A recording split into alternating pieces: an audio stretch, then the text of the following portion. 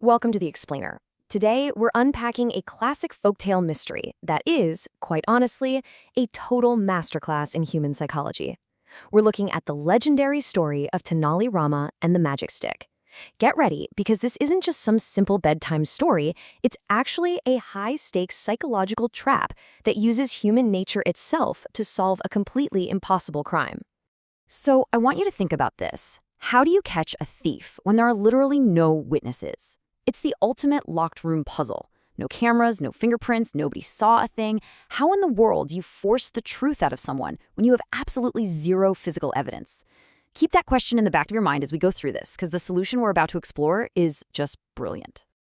Part 1. The Mystery of the Theft. Okay, let's establish our crime scene. We're transported back to the grand, bustling palace of King Krishnadeva Raya, and the atmosphere is incredibly tense. A highly valuable precious pearl necklace has just vanished. Poof, gone. The king immediately orders a massive, top-to-bottom search of the entire palace grounds. But nothing, not a trace. So all the palace servants are rounded up and brought directly to the royal court. But when they're interrogated, every single one of them fiercely claims innocence.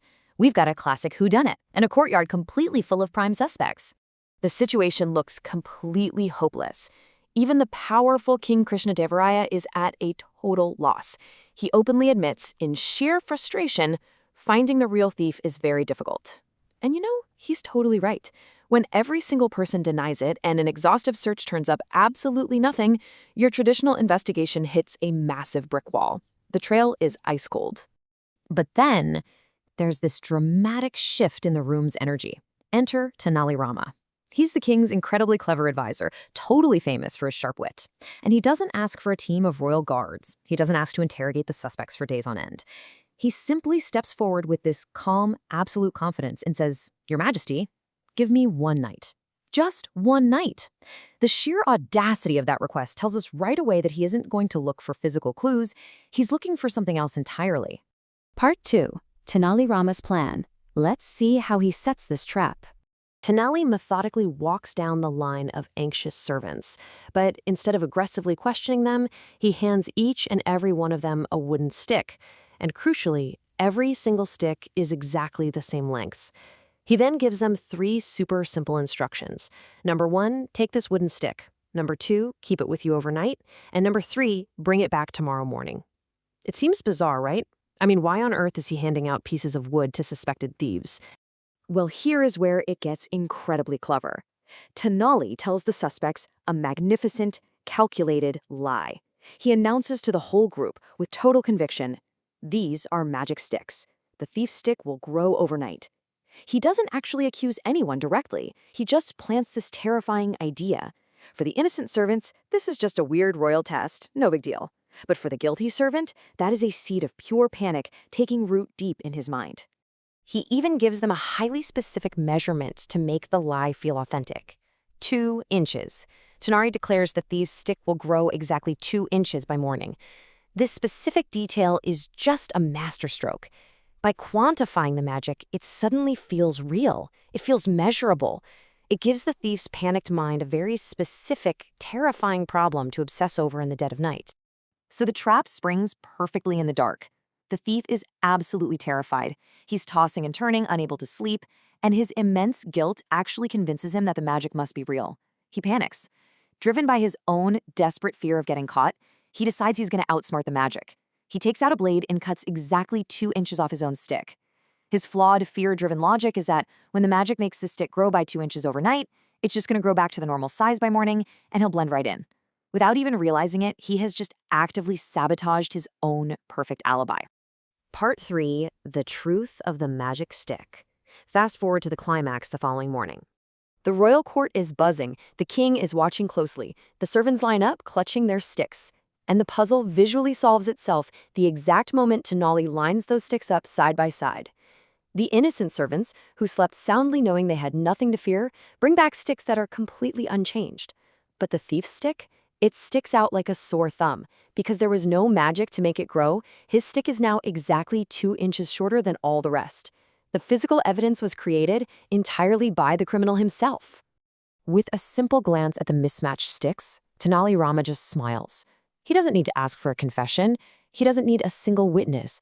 With a triumphant, absolute certainty, he turns to the king and declares, "Your Majesty, here is the thief." Boom. It is an instant, undeniable identification of the culprit, all achieved seamlessly in less than 24 hours.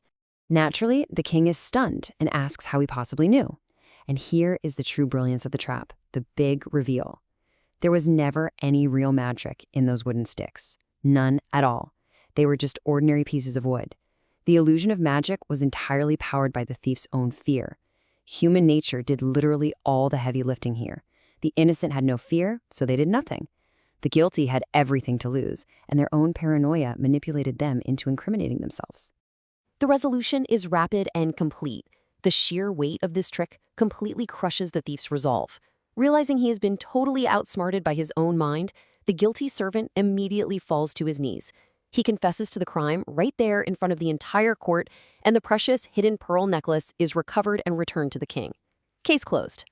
King Krishnadevaraya is just in absolute awe of this elegant solution. He praises his advisor, saying, "Your intellect brings the truth out every time." And it's a profound appreciation, not just for finding the necklace, but for Tenali's unmatched, deep understanding of human psychology. You see, Tenali didn't just solve a crime. He exposed the inner workings of a guilty conscience for everyone to witness. Part 4. The Lesson of Crime and Fear.